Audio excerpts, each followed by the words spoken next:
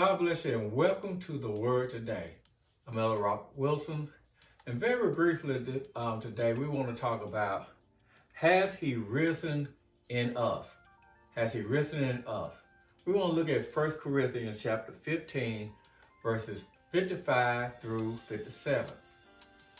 So it says this: O death, where is thy sting? O grave, where is thy victory? The sting of death is sin, and the strength of sin is the law.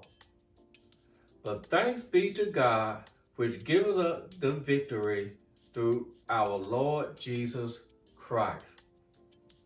So looking at the upcoming celebration of the resurrection of Jesus, we thank God for the victory that we gain through His unselfish sacrifice.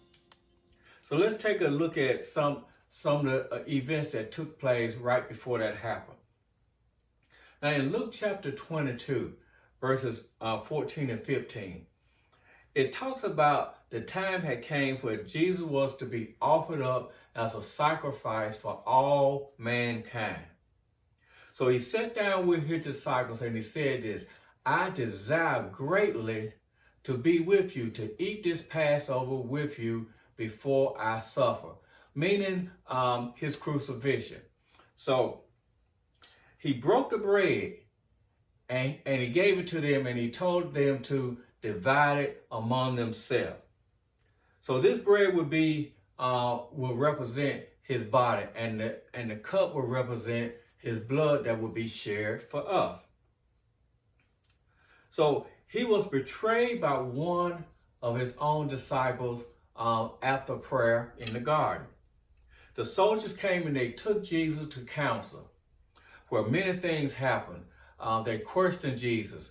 They whipped Jesus. They falsely accused Jesus. So the result of all this was that Jesus was sentenced to death. He was sentenced to die on the cross. Now, this shouldn't be a big surprise, or it shouldn't have been a big surprise to His disciples, because over in Matthew chapter 17, verses 22 and 23, it says, And while they abode in Galilee, Jesus said unto them, The Son of Man shall be betrayed in the hands of man, and they shall kill Him, and the third day He shall rise again. And they were exceedingly sorry.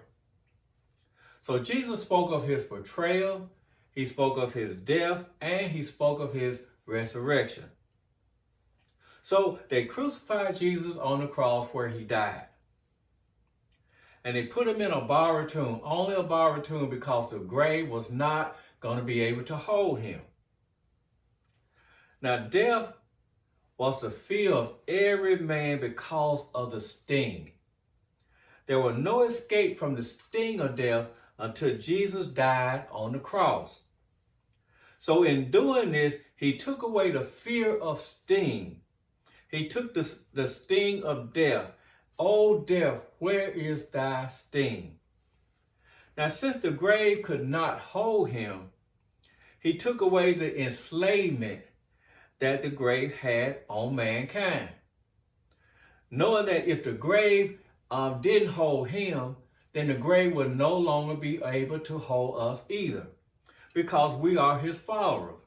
O grave, where is thy victory? But thanks be to God, which gives us the victory through our Lord Jesus Christ. Now His life wasn't for Himself, but it was for us. His death wasn't for Himself, but it was for us. His resurrection, it wasn't for Himself, but it was for us. His ascension up into heaven wasn't for Himself, but it was for us. And His second coming will not be for Himself, but it will be for us.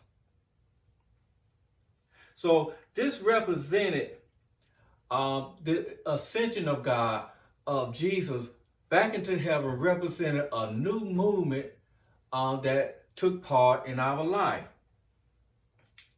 The death and the grave represented all those things that will hold us in fear and in defeat. So not only did the Lord ascend into heaven, but he also wants to ascend in us. So yes, he has risen, but has he risen in our area of doubt? Yes, he has risen, but has he risen in our area of hatred? Yes, he has risen, but has he risen in our area of jealousy? Yes, he has risen, but has he risen in our area of fear? This same Jesus that died with some power, but rose with all power, he lives in us. And he wants us to know today that every day can be a day of Easter. Every day can be a day of ascension for us. A day of ascension in your life. So let's make every day a resurrection day. A day when the Spirit of God rises up in us and overcome all the things that would try to hinder us. Yes, he has risen, but let us make sure that he has risen in us.